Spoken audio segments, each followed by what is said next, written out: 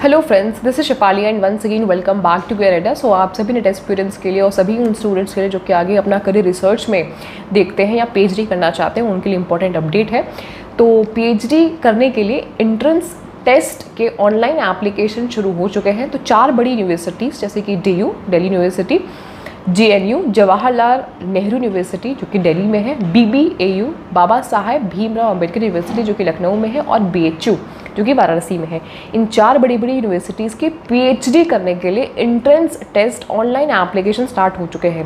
देखिए, पीएचडी करने का 2 तरीका होता है। या तो आप नेट के आधार पर पीएचडी कर सकते हैं, और अगर आपका नेट क्वालिफाई नहीं है तो आप यूनिवर्सिटी लेवल पे एंट्रेंस टेस्ट को क्वालिफाई करके पीएचडी कर सकते हैं। तो 60% स्टूडेंट्स नेट के बेसिस पे पीएचडी करते हैं एंड 40% स्टूडेंट्स का सिलेक्शन एंट्रेंस टेस्ट के हिसाब से होता है। तो किसी के साथ में भी बायसनेस ना हो, इसलिए राष्ट्रीय शिक्षा नीति 2020 ने इस तरीके का बाइफर्केशन किया हुआ है कि 60% नेट के थ्रू सेलेक्ट होंगे और 40% एंट्रेंस टेस्ट के थ्रू सिलेक्शन होगा, ताकि कोई विंडो क्लोज ना हो। मतलब जिसका नेट नहीं हुआ है किन्हीं कारणों की वजह से, ऐसा ना हो कि वो पीएचडी या रिसर्च या शोध के क्षेत्र में आगे ना बढ़ पाए। तो ये व्यवस्था उन सभी को ध्यान में रख के की गई है। इस वीडियो में मैं आपसे 9 महत्वपूर्ण चीज़ों पर डिस्कशन करने वाली हूँ कि इन चारों यूनिवर्सिटी का एग्जाम मोड क्या रहने वाला है, मार्किंग स्कीम क्या रहने वाली है, एज लिमिट क्या है, फीस क्या है, सेंटर कहाँ पे होगा, सिलेक्शन का बेस क्या होगा, सिलेबस क्या है, और कितने फॉर्म्स एक व्यक्ति अप्लाई कर सकता है ना। इसके अलावा 1-2 छोटी और चीज़ें मैं आपसे डिस्कशन करूँगी। तो एग्ज़ाम मोड के बारे में सबसे पहले समझ लेते हैं कि एग्ज़ाम का मोड क्या रहने वाला है। तो आपका ये एग्ज़ाम इंग्लिश में होगा, प्योर इंग्लिश में होगा। इसमें लैंग्वेज का इशू आपको हो सकता है, और अगर आपके कोई लैंग्वेज सब्जेक्ट है तो लैंग्वेज सब्जेक्ट को छोड़ कर, जैसे मराठी है, उर्दू है, तेलुगु है, कन्नड़ है, लैंग्वेज सब्जेक्ट को छोड़ करके बाकी और जो आपके क्वेश्चन रहने वाले हैं वो आपके अंग्रेज़ी में रहेंगे। तो ये थोड़ा सा है प्रॉब्लमेटिक हो सकता है काफ़ी सारे स्टूडेंट्स के लिए। इसके अलावा अगर हम बात करें तो 100 क्वेश्चन रहने वाले हैं, 100 क्वेश्चन। इसमें 2 सेक्शन होगा, 50 क्वेश्चन आपके रिसर्च मेथोडोलॉजी का होगा, 50 क्वेश्चन आपके अपने सब्जेक्ट का रहने वाला है। तो हर एक क्वेश्चन की जो मार्किंग स्कीम रहने वाली है वो एक क्वेश्चन के पीछे आपको 4 नंबर मिलेंगे, लेकिन यहाँ पे नेगेटिव मार्किंग भी रहने वाली है। यानी कि अगर आपने किसी क्वेश्चन को गलत आंसर किया तो आपके सही आंसर के जो 4 नंबर होंगे, एक क्वेश्चन के जो 4 नंबर आपको मिलेंगे उसमें से 1 नंबर आपका कट जाएगा। तो नेगेटिव मार्किंग भी है इसमें हम बात कर लेते हैं। जैसे मैंने आपको बताया, इसमें 2 सेक्शन है। तो फर्स्ट सेक्शन में रिसर्च मेथोडोलॉजी है, यानी कि आपका रिसर्च वाला पोर्शन 50 क्वेश्चन। सेकेंड सेक्शन में आपका सब्जेक्ट स्पेसिफिक रहने वाला है, 100 क्वेश्चन रहने वाले हैं, कंपलसरी है और इंग्लिश लैंग्वेज में ही आपको पेपर देना होगा। ड्यूरेशन जो इस एग्जामिनेशन का होगा वो होगा 3 घंटा, लगभग 180 मिनट।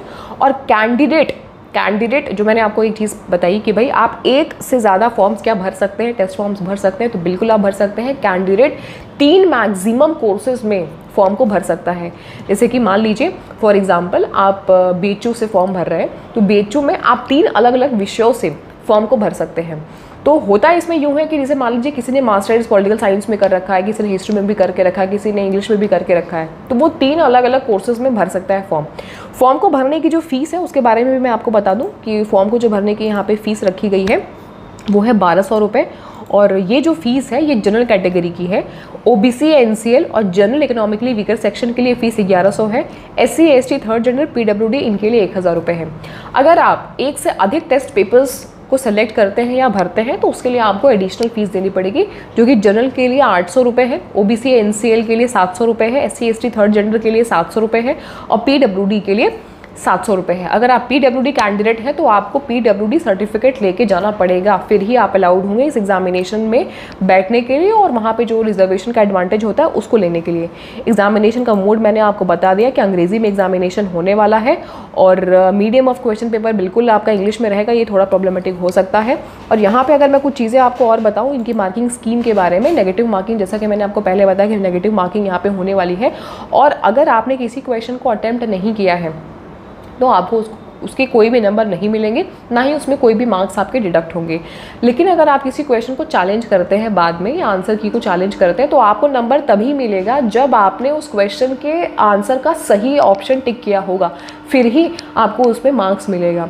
अगर कोई क्वेश्चन टेक्निकल एरर हो जाने की वजह से ड्रॉप हो जाता है और आपने अटैम्प्ट किया है तो ही आपको पूरे नंबर मिलेंगे, यानी कि 4 नंबर मिलेंगे, अन्यथा नंबर नहीं मिलेंगे। तो ये कुछ इंपॉर्टेंट चीज़ें थी। फीस मैंने आपको बता दिया। एज लिमिट के बारे में बात कर लेते हैं। एज लिमिट का कोई भी अपर एज का क्राइटेरिया नहीं है, आपकी जो भी एज है आप इसमें फॉर्म भर सकते हैं, कोई इसमें इशू नहीं है। सेंटर की अगर हम बात करें तो जब आप फॉर्म को फिलअप करेंगे उसमें जो भी आप अपना परमानेंट एड्रेस डालेंगे या करस्पॉन्डेंस एड्रेस डालोगे उसी के अकॉर्डिंगली आपको सेंटर अलॉट होगा। तो बहुत ध्यान से फॉर्म को फिलअप करिएगा। एक चीज़ मैं आपको और बता दूं कि जो करेक्शन विंडो है ना, करेक्शन विंडो में आप कुछ चीज़ों को चेंज नहीं कर सकते, जैसा कि अपना नाम, जेंडर, अपने सिग्नेचर को चेंज नहीं कर सकते हैं, अपने बेसिक एड्रेस वगैरह को आप चेंज नहीं कर सकते हैं। तो बहुत ही ध्यान से फॉर्म को फिलअप करिएगा। फॉर्म को फिलअप करने की जो लास्ट डेट है वो भी 8 सितंबर है लास्ट डेट। तो 9 अगस्त से लेकर के 8 सितंबर तक आप फॉर्म को फिलअप कर सकते हैं। लास्ट ट्रांजैक्शन करने की डेट है 8 सितंबर एंड करेक्शन में विंडो ओपन होगा वो आपका 9 सितंबर को होगा। 9, 10, 11 3 दिन आपको मिलेंगे करेक्शन करने के लिए। तो 11 तारीख को रात 11:30 बजे के बाद आप करेक्शन इसमें नहीं कर पाएंगे। सिलेबस कौन सा इसमें होने वाला है, सिलेबस की अगर हम बात करें तो जो यूजीसी नेट का सिलेबस है वही आपके काम में आएगा। सेक्शन 1 में जो 50 क्वेश्चन रिसर्च एप्टीट्यूड के होंगे, रिसर्च मेथोडोलॉजी के होंगे, वो आपके यूजीसी नेट के ही सिलेबस होंगे। इस वीडियो के डिस्क्रिप्शन में मैं आपको सारे इंपॉर्टेंट लिंक्स दे दूंगी, एक बार आप उसे देख लीजिएगा। कितने फॉर्म से कितने टेस्ट पेपर आप डाल सकते हैं, तो मैंने आपको बता दिया कि 3 मैक्सिमम टेस्ट पेपर्स आप एक साथ में डाल सकते हैं। सिलेक्शन जो होगा वो आपका मेरिट के आधार पर होगा, क्वालिफाइंग एग्जामिनेशन नहीं है। आपके अपने सब्जेक्ट में जितने स्टूडेंट्स बैठ रहे हैं तो जितनी ज़्यादा मेरिट आएगी तो उसका मतलब कट ऑफ उतनी ज़्यादा जाएगी और सिलेक्शन मेरिट के हिसाब से होगा। तो ये कुछ इंपॉर्टेंट चीज़ें थी जो मैंने आपको इस वीडियो में इस पीएचडी के एंट्रेंस टेस्ट के रिगार्डिंग मैंने शेयर किया।